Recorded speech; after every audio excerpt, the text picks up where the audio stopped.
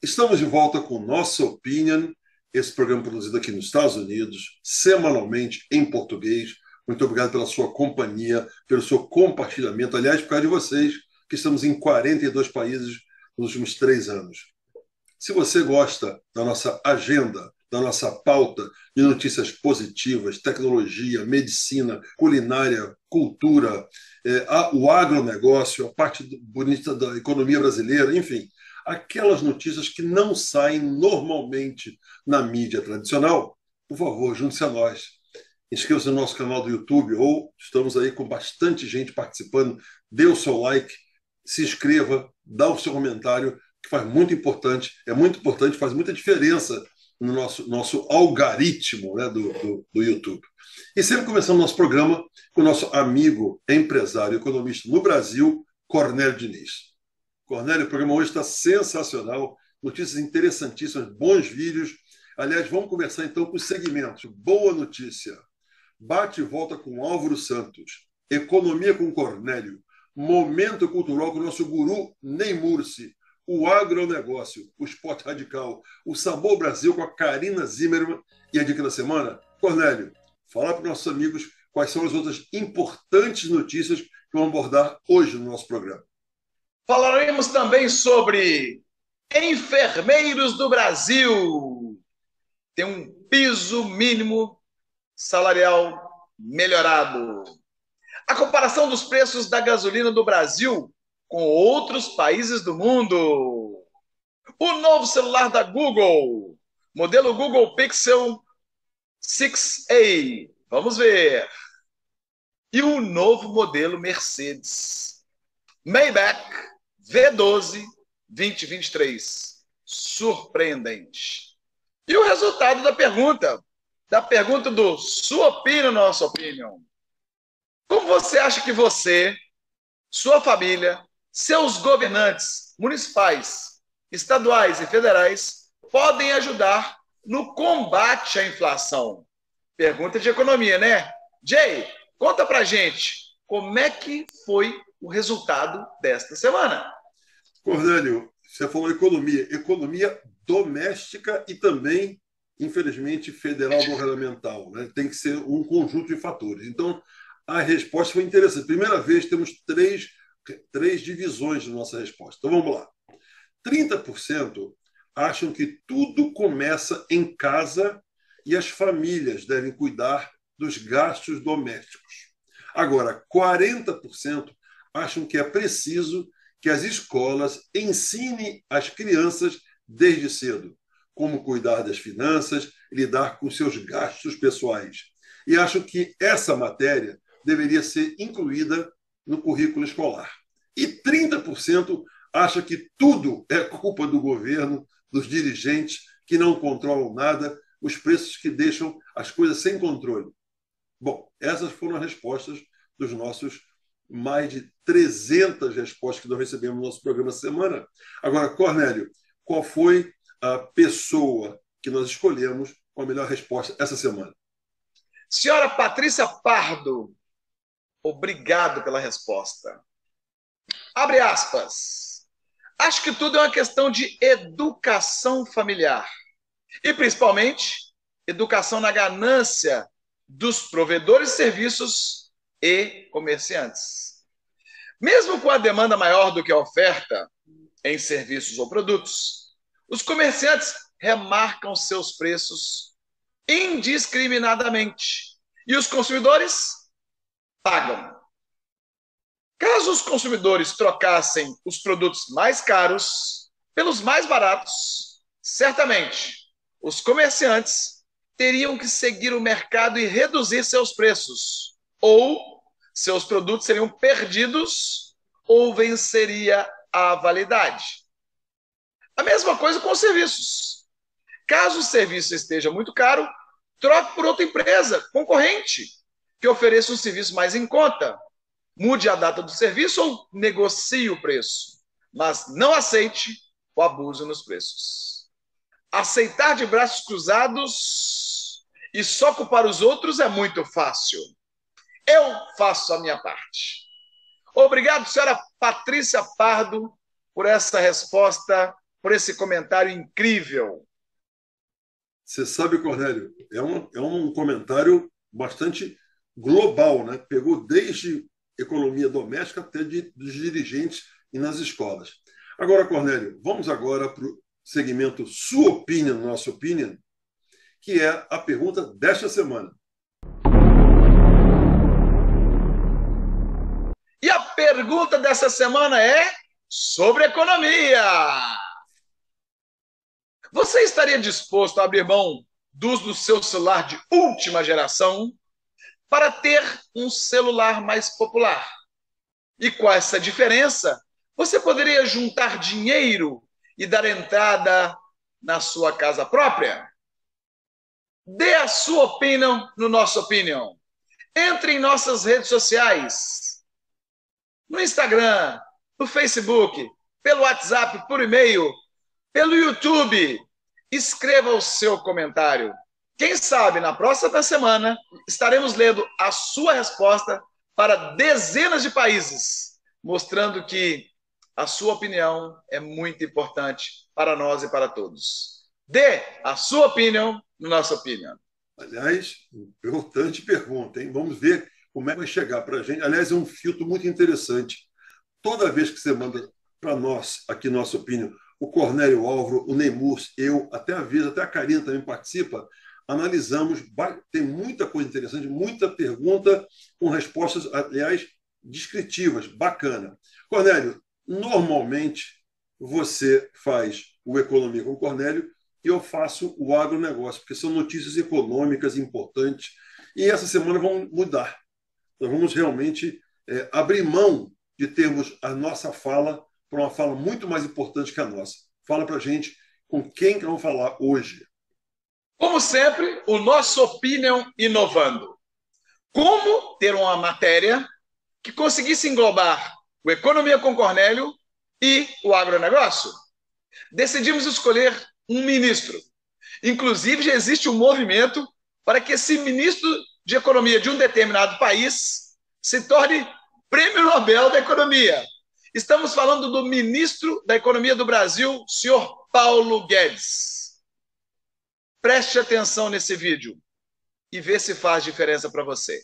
Você acha que nesse cenário de reindustrialização de alguns países, o Brasil pode ser um grande candidato a receber indústrias que venham a tirar um pouco o risco da dependência da China? Nossa conversa com a secretária do Tesouro acabou ficando amiga nossa, porque o que acontece? Nós chegamos lá e começamos a falar, olha, vocês estão dormindo no volante, a inflação aí vai subir, vocês estão fazendo isso, cuida de vocês aí, porque a gente cuida da gente, cuida de vocês aí, não fica falando grosso não, porque nós estamos fazendo nosso trabalho. E agora as coisas começaram a acontecer. Já está previsto recessão para os Estados Unidos. E nós estamos aqui conversando o seguinte, vai crescer 2, 2,5, 1,5, quanto vai crescer? A inflação lá está subindo, aqui já começou a descer, deu deflação, esse mês vai dar deflação, o mês seguinte possivelmente de novo. Então, é claro, depois volta um pouquinho, mas está descendo. Então, o que acontece? Conversas com eles, tanto no CDE quanto em Washington com o G20, a conversa normalmente é o seguinte, descobriram o Brasil. O Brasil já era uma potência digital, é o quarto maior mercado digital do mundo. Elegeu um presidente digitalmente, virou o melhor governo digital das Américas, na frente dos Estados Unidos e do Canadá. Nós temos mais capacidade, nós estamos entregando auxílio emergencial, tudo digitalizado, os americanos ainda mandam uma parte do dinheiro por correio. Chega atrasado 3 meses, 4 meses, nós já estamos digitalizando o dinheiro pingando lá. Nós já temos o Pix também, já está pingando direto, tudo é transação para um lado e para o outro. Então nós estamos avançando em relação a eles. Eles estão interessados em aprender a metodologia do Pix. Não é brincadeira. Conversem com os especialistas, vocês vão ver. Eles têm vindo para conversar sobre como é que a gente faz o Pix lá, porque nós já fizemos aqui. Então o que está acontecendo é o seguinte, conversando com eles, eles descobriram o seguinte, palavras da secretária Yellen para mim. Não só foi só para mim, foi num ambiente público com 20 ministros da Fazenda. Eu era um, ela é a secretária de Tesouro, que é o equivalente do ministro da Fazenda lá, e ela dizendo o seguinte, olha, os futuros requisitos de investimento são 2. O mundo nunca mais será o mesmo, depois da guerra da Ucrânia e depois do Covid. O Covid foi uma viagem, um mergulho no futuro, mostrando que o futuro é digital. Mostrou que o futuro é digital, que as pessoas têm que ter capacidade de comunicação, integração rápida, porque de repente pode travar tudo. Os semicondutores, que você faz em Taiwan, na hora que os portos pararam por causa do distanciamento social, as indústrias de telecomunicações, as indústrias automobilísticas no mundo inteiro travaram. Então dizia Yellen o seguinte: é um requisito logístico. Nós só vamos investir em países que estejam próximos. Near shore, ele chama. Tem que estar próximo. Agora, só estar próximo não é o suficiente, porque a Rússia está próxima da Europa, mas não é confiável aos europeus, não é amiga. Então tem que ser friendshoring. Aí todo mundo olhou para o Brasil. Quem é que está pertinho? E quem é amigo? Boa praça, abraça todo mundo, gosta de dançar, alegre. Quem é essa cultura generosa?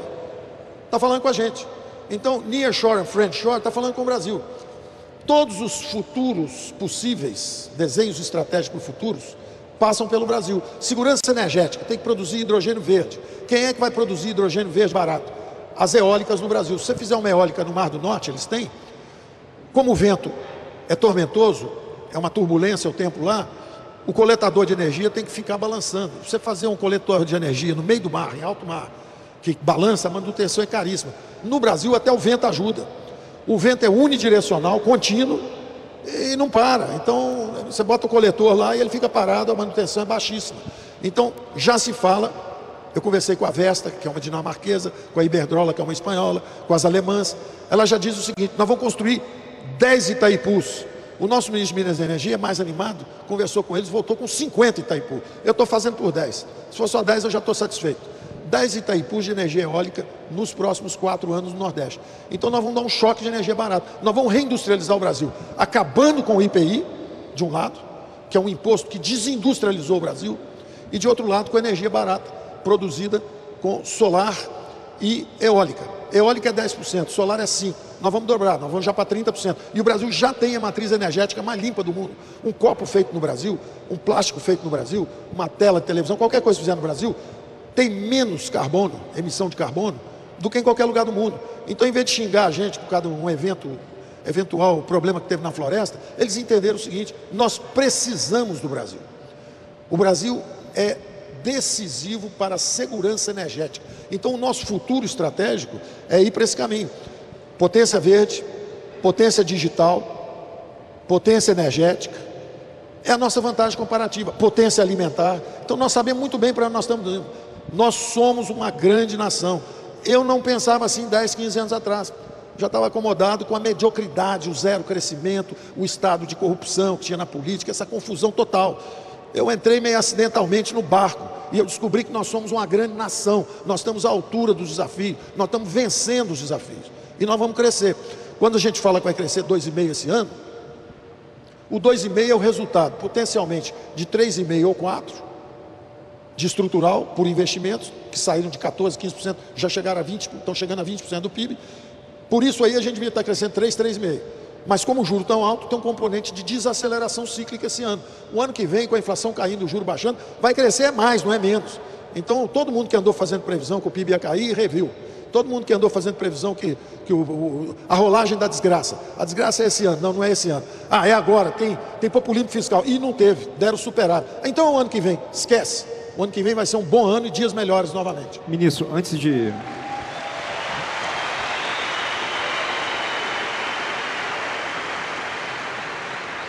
Cornélio, que espetáculo, hein? Aliás, que bom que você e eu não conseguimos, nesse espaço muito curto de tempo, falar tanta coisa boa assim, vindo da boca do ministro da Economia do país. Planejamento, finanças, economia, tudo num só. Aliás, Cornélio, você falou que ele pode ser o ganhador do Prêmio Nobel. Aliás, ele já ganhou como o melhor ministro da Fazenda do mundo. Não é o Cornélio que está falando, não é o Jay que está falando, são os bancos mundiais, os países, os ministros da Fazenda de todo mundo votando, sendo que o doutor Paulo Guedes, essa pessoa que não precisava ser ministro, estava bem, vida tranquila, está dedicando a sua vida à melhoria do nosso país. Muito obrigado, ministro. É um prazer poder utilizar a sua fala na XP. Aliás, foi um evento da XP 2022. Muito obrigado aí pela gentileza, cedendo a imagem para a gente capturou essa imagem que rodou em todas as mídias sociais. É uma pena, infelizmente, que essa matéria, esse tanto de informação, não saiu em nenhuma televisão do Brasil. Ainda bem que existe o Nosso Opinion para te informar. Então, Cornélio, vamos trazer agora o Álvaro para participar com a gente aqui. Cornélio, já temos nosso amigo Álvaro Santos com a gente. Então vamos agora para o segmento Bate e Volta, Brasil e Estados Unidos, com Álvaro Santos e Cornélio Diniz.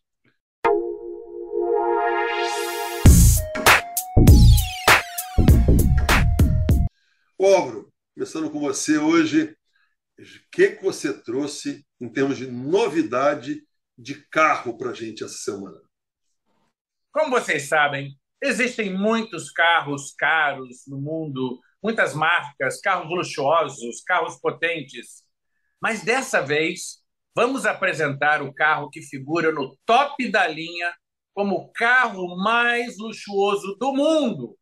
Estamos falando nada mais, nada menos do que o novo Mercedes-Benz Maybach V12 2023, edição de comemoração dos 100 anos da Mercedes-Benz, que realmente vem superar todos os limites de luxo em um carro. Vocês podem ver nas imagens que esse Mercedes é totalmente customizado e o acabamento é simplesmente o que existe de melhor no mundo. O motor é biturbo, que pode ser de 8 ou 12 cilindros, painel 3D, luzes personalizadas e acelera de 0 a 100 km por hora em 4,7 segundos, com todos os acessórios disponíveis no momento para um carro. O preço começa em nada mais nada menos que $200 mil e pode chegar até $430 mil. Sem dúvida, um carro absolutamente espetacular.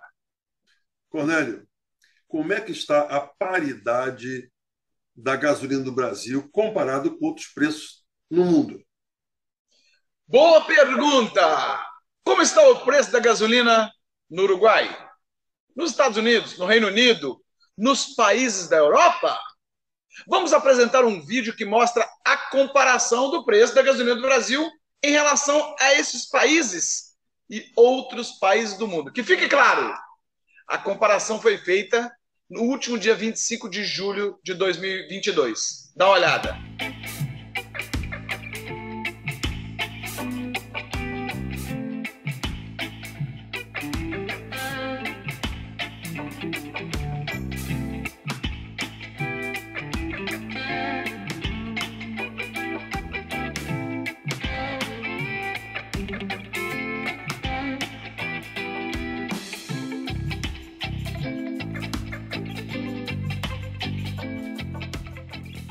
Você percebeu o preço dos combustíveis nesses diversos países em relação ao Brasil? Hoje, eu abasteci meu carro na Via Expressa, aqui em Belo Horizonte, ao preço de R$ 4,98. Parabéns ao Poder Legislativo, parabéns ao Poder Executivo do Brasil, que juntos tomaram medidas enérgicas, reduzindo impostos, visando diminuir o preço da gasolina e, como consequência, reduzir o impacto deste insumo na inflação. Por falar em gasolina, como é que está o estoque de barris de petróleo nos Estados Unidos, que estavam falando que era zero, né? Pois é, contrariando os pessimistas de plantão, a notícia que passou desapercebida na semana passada foi que o estoque de petróleo nos Estados Unidos sobe cerca de 3,35 milhões de barris toda semana, contrariando assim a previsão de quase zero informada 2 meses atrás. Com isso, o estoque regulador do país, que tem a maior frota de carros e caminhões circulantes do mundo, não apresenta nenhum problema sequer de desabastecimento para os próximos 2 anos. Cornélio, por falar em tamanho de país, fala um pouco da dimensão gigantesca que são as fronteiras do Brasil com os países da América do Sul. Você tem noção do tamanho do Brasil? Somos um país continental, o 5º maior país do mundo e fazendo fronteira com diversos países. Óbvio que temos dificuldades em proteger nossas fronteiras. Dá uma olhada no mapa. Observe ao norte, a Guiana Francesa, apenas 730 quilômetros de fronteira. Suriname, Guiana, olha a Venezuela, no meio da floresta amazônica, 2.200 quilômetros. Colômbia, Peru, Bolívia, também parte da floresta, parte do centro-oeste brasileiro, 3.423 quilômetros. Como conseguir cuidar de nossas fronteiras? Além de tudo, temos o Paraguai, a Argentina e o Uruguai ao sul. Para você ter uma ideia, ali, se a gente fizer uma circunferência pelo Equador, rodando todo o planeta, vamos ter 44 mil quilômetros. E o tamanho da fronteira de todo o Brasil, 16.885 quilômetros de fronteiras, com diversos países. Como cuidar disso? Porém, nosso governo tem tentado manter essa unidade, trabalhando forte, protegendo as nossas fronteiras dos outros países. Importantíssimo, Cornélio, você que já foi do Colégio Militar, é o trabalho do Exército Brasileiro, das Forças Armadas nas nossas fronteiras. As pessoas não têm noção da dificuldade que é esse mundo. 16.800 e poucos quilômetros, é quase 40% da volta ao planeta. Só isso é a borda da fronteira brasileira. Obrigado, Cornélio. Ô, Álvaro, você acabou de falar aí dos pessimistas de plantão. Aliás, o que tinha de burburinho, de recessão nos Estados Unidos, era uma grandeza, que a mídia adora falar, esse lixo, né? Fala um pouco para a gente como é que está a economia americana atualmente. Outra notícia que foi pouco divulgada nas mídias americanas parece até uma similaridade ao boicote de boas notícias que sofre o governo brasileiro pela imprensa tradicional. Enquanto a expectativa de criação de empregos para o mês de julho era de 120 mil e de uma inflação desenfreada de recessão em função do resultado negativo do segundo trimestre da economia dos Estados Unidos, que foi de menos 0,9%, eis que o país criou nada menos do que 528 mil novos empregos no mês de julho, deixando até os mais otimistas boquiabertos. Com esse número gigantesco, a taxa de desemprego nos Estados Unidos chega a 3,5%, que é a menor dos últimos 50 anos. A Bolsa de Valores recebeu a notícia muito bem e os últimos números são positivos e promissores. Parece que com relação aos novos empregos sendo criados e a economia em recuperação, os especialistas vão errar nos Estados Unidos, assim como já fizeram no Brasil. Cornélio, fala um pouco de tecnologia, aliás, sempre tecnologia aqui no Nossa Opinião. Fala desse hotel que você trouxe para a gente. Foi inaugurado em julho, no Japão, na cidade de Sasebo, a 956 quilômetros de Tóquio, o primeiro hotel onde quase toda a equipe é formada por androides. Os robôs farão papel de mensageiros, estarão carregando malas, vão limpar os dormitórios, recepcionar os clientes e até mesmo administrar o sistema de reservas. Realmente, o futuro chegou. Álvaro, continuando na área de tecnologia, qual é a novidade dos celulares? A briga mundial pelos clientes de celulares não para. Agora, a Google lançou seu novo celular, o modelo Google Pixel 6a, que entra no mercado intermediário de celulares, tentando assim abocanhar uma fatia dos celulares da Samsung, que domina essa categoria intermediária no mundo. O melhor dessa briga é que nós, consumidores, sempre saímos ganhando com produtos de qualidade, alta tecnologia e preços bem melhores. Que venham muitos outros bons celulares para que possamos escolher quem oferece o melhor produto ao preço mais competitivo. Cornélio, falando de coisas boas, aliás, o ministro já deu uma aula, né? Fala um pouco da inflação do último mês de julho. Interessante, Jay. que os técnicos, os especialistas em economia do Brasil falavam ainda em inflação. Mas, no mês de julho, tivemos uma deflação, menos 0,68%. Significando que aqui, na nossa opinião, estávamos certos com relação às projeções. A inflação está baixando no Brasil. E afirmo, ainda pode ser menor, porque também existe uma perspectiva de deflação no mês de agosto. Agora, o que é a deflação? É o ato ou efeito de frear a inflação. Pode ser com medidas monetárias, por exemplo, redução de um meio circulante, ou financeiras, como o controle do crédito, o enquadramento de preços e outras situações. Porém, desta vez a deflação veio por causa de uma queda no preço dos combustíveis. O Índice Nacional de Preço ao Consumidor Amplo caiu em julho, graças à atitude enérgica do Legislativo e do Executivo, com medidas para diminuir os tributos sobre os combustíveis. Por isso, como consequência, a deflação. Por falar em deflação, economia, Álvaro, faz uma análise rápida de como é que está a economia aqui nos Estados Unidos e o que o governo tem feito para melhorar a situação. Bom, vamos lá então. Essa notícia precisa de um tempo maior para ser esclarecida e detalhada com muita calma em função da sua importância. Sendo assim, vou dividi-la em duas respostas.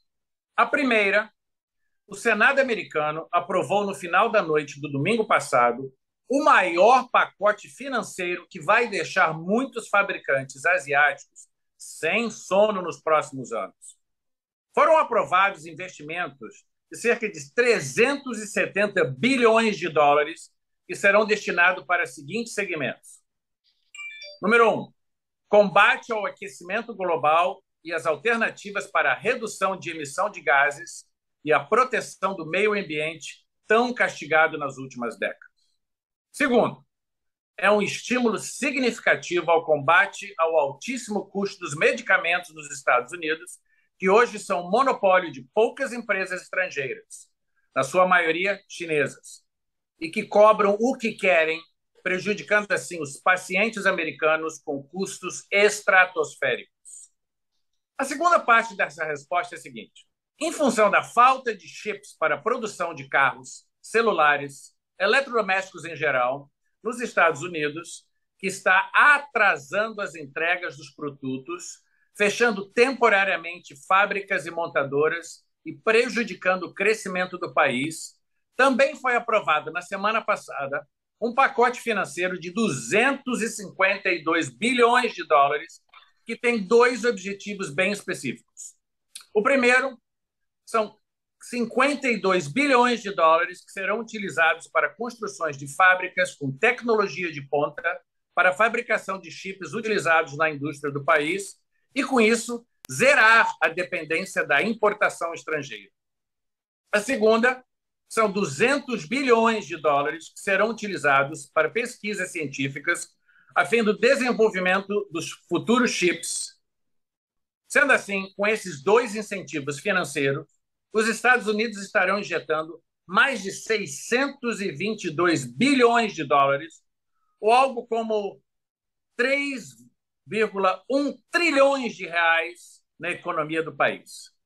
Com esses números da semana passada e mais os 1,2 trilhões de dólares, ou algo como 6 trilhões de reais, que já foram aprovados no ano passado e que serão alocados na infraestrutura do país nos próximos anos. Quem falar de recessão nos Estados Unidos certamente não está exagerando o que está acontecendo ou está lendo muito jornal tendencioso. Tem um monte de donos de empresas chinesas tendo verdadeiros pesadelos e sem dormir com esses investimentos feitos pelo governo dos Estados Unidos, no mesmo tempo em que a economia da China dá sinal de redução e com sua população demonstrando um declínio.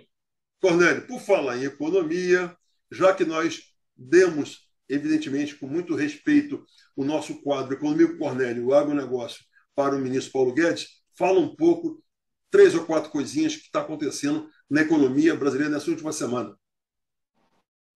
4 notícias importantíssimas. A Lei 14.434 confirma o novo piso salarial dos enfermeiros. Esta categoria que tanto trabalhou e trabalha nesta pandemia.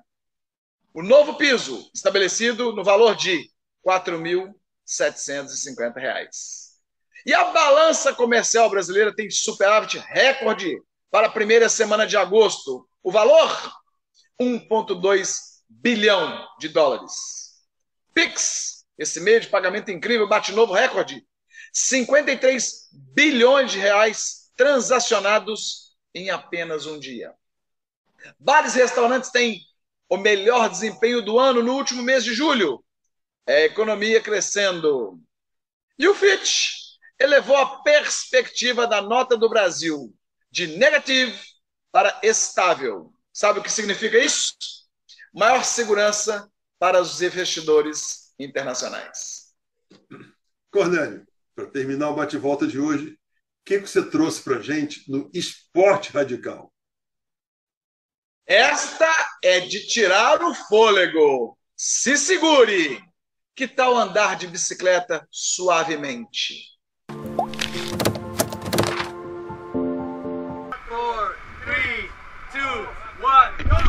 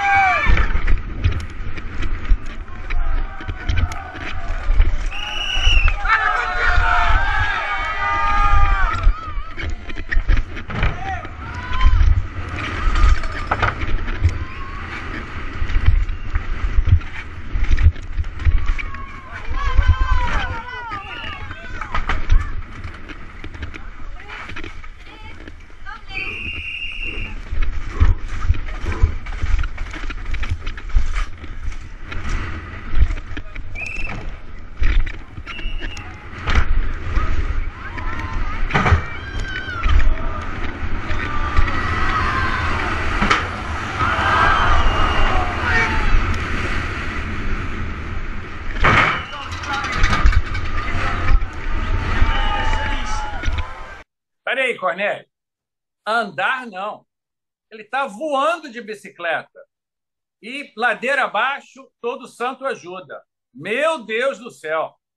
Caramba, esse cara é um louco. Obrigado, Cornélio. Esse foi o Bate-Volta Brasil e Estados Unidos com Álvaro Santos e Cornélio Diniz. E agora, Cornélio, vamos para o segmento Boa Notícia.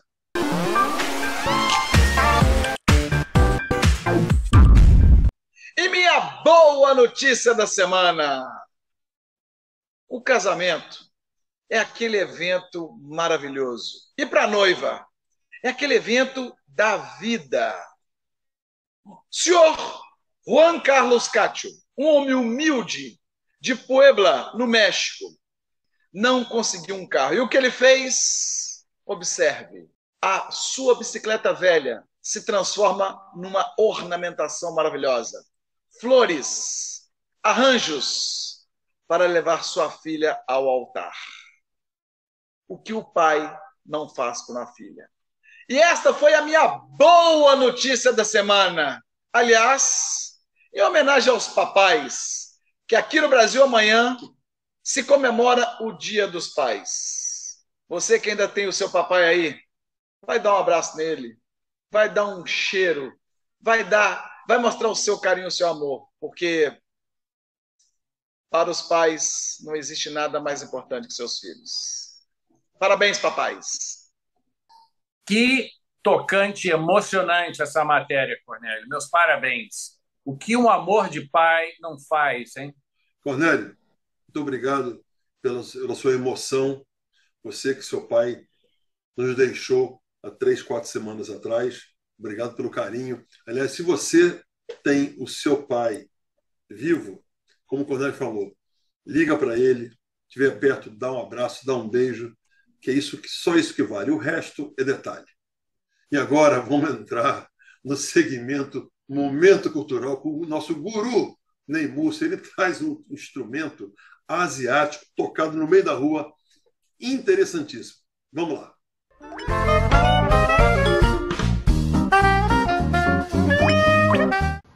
Mais uma vez com vocês aqui, tentando trazer alguma coisa inédita, tentando sempre trazer para vocês uma novidade.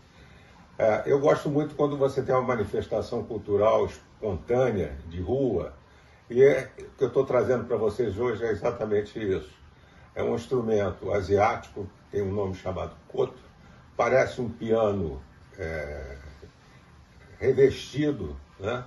Se eu posso chamar assim, mas tem um som maravilhoso, esse é que é importante. E as pessoas vão se juntando e vão matando a curiosidade. Vamos lá, então. Um abraço.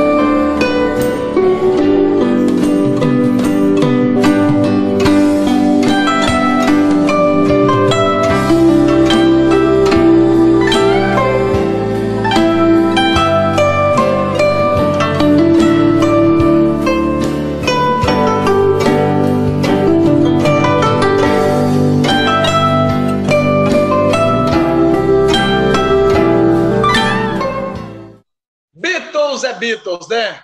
Mas aqui, interessantíssimo esta forma de tocá-lo. Parabéns. Obrigado, Ney. Aliás, que espetáculo, hein? Nunca vi esse instrumento sendo tocado. Vamos agora, Álvaro e Cornélio, para o nosso segmento Sabor Brasil, com a Karina Zimmermann, que ela está recomendando mais uma receita alemã, agora muito interessante, que é uma pizza de carne com a massa de tortilha.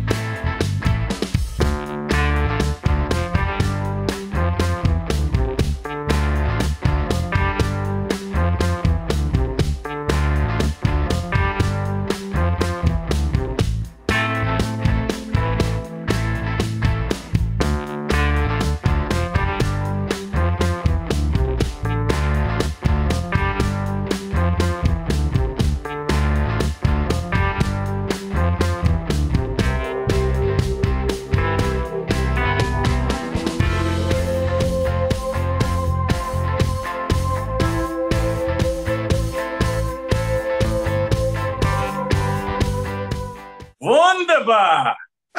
Isso é que eu chamo de um hambúrguer mexicano. Ai, ai, ai! Esse Álvaro adorou esse sanduíche de tortilha. O Cornélio, na dica da semana de hoje, vamos realmente aproveitar mais uma vez os ensinamentos do nosso professor Mário Sérgio Cortella. Um excepcional professor que muitas pessoas utilizam seus ensinamentos. E dessa vez, afinidade da vida.